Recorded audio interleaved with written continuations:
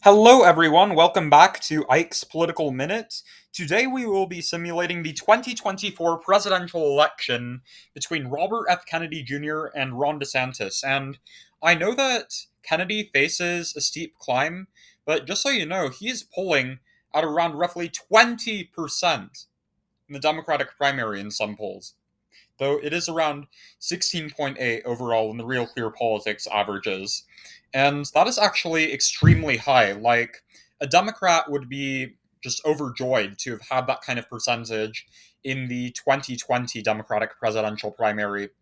And I think that it really does make the case that there are a lot of disaffected Democrats who, if they ended up getting their way, it could be making for an interesting race. And DeSantis, having just announced his candidacy, it would be also fascinating to see if he could overtake Trump. It is a very similar situation to Kennedy's in the Democratic primary. But without further ado, let's get started. And also, I think that both of these candidates are very anti-establishment. I think that Kennedy, with his name, he would be able to unite a lot of Democrats behind him, though certainly a lot of his past conspiracy theory statements, especially around vaccines, would be a liability for him. I think DeSantis would have more credibility, at least in my eyes. I mean, he's actually held political office. He's been the governor of Florida. But then again, some people might not perceive him well because of his egregious fights with culture wars and attacks on big businesses like Disney. So both of these candidates have their strengths, they have their weaknesses. Now let's see how they play out on a national stage. I think that Kennedy would lock down the West Coast, Illinois. I think that he would win the Northeast by a strong margin, even stronger than other Democrats, because the Kennedy name is powerful. I think he would actually win New Hampshire by a safe margin. He would carry Maine's 2nd congressional district by a lean margin. You have to understand that DeSantis is not Donald Trump, and Obama won both of these districts by a big margin against both Romney and McCain. And I think that Kennedy, with his strength and his family name, would be able to have that unique Northeastern appeal. And also, I think that Kennedy would have a really good showing and a likely performance in Colorado, New Mexico, and Virginia.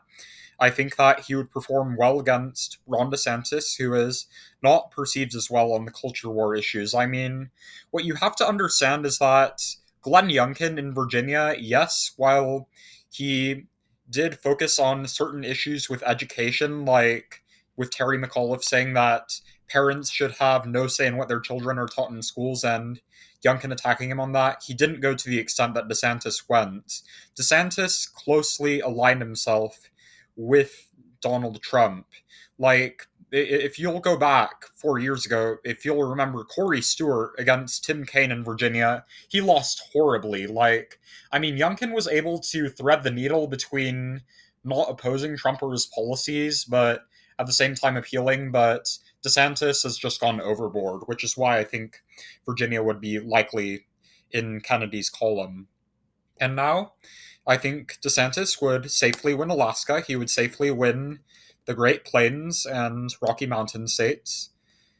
And I actually even think he would win Nebraska's 2nd congressional district. It's heavily suburban, and I think that somebody like DeSantis would be able to win it back by a lean margin. I don't think Kennedy would be as liked in some suburbs because of its conspiracy theory statements.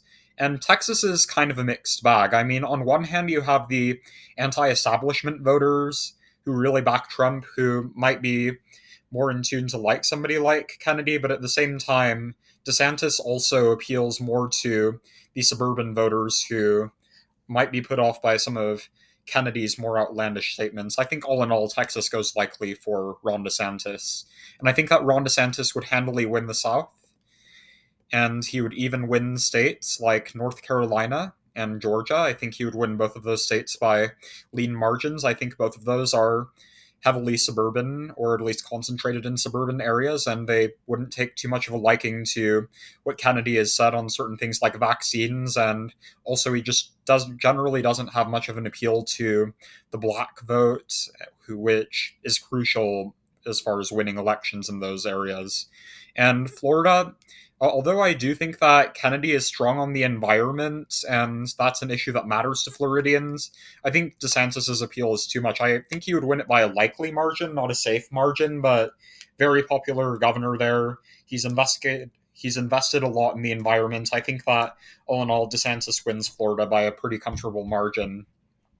And I think that DeSantis also wins Arizona by a lean margin. I think that he will be able to get out the Trump base pretty well there, while at the same time holding on to some of the suburbians. Now, I understand that Blake Masters and Kerry Lake were Republicans similar to DeSantis in terms of their ardent right wing nature, and they fell short, but Mark Kelly and Katie Hobbs weren't really two terrible candidates. Like, the suburban vote, especially in Maricopa County and Phoenix, is crucial for the Democrats, and I think that RFK would slightly piss off those suburbanites with his past conspiratorial rhetoric, enough so that I think DeSantis would pull off a win there.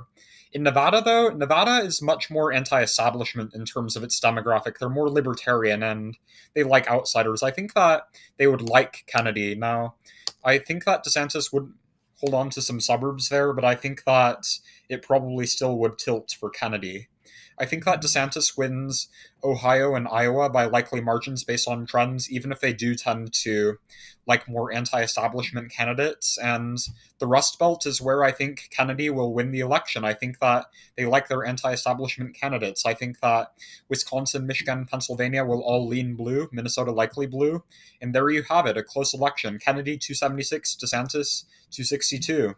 Please like this video, subscribe, hit the bell for notifications so you never miss another video, comment suggestions down below, and I will see you all at the next video.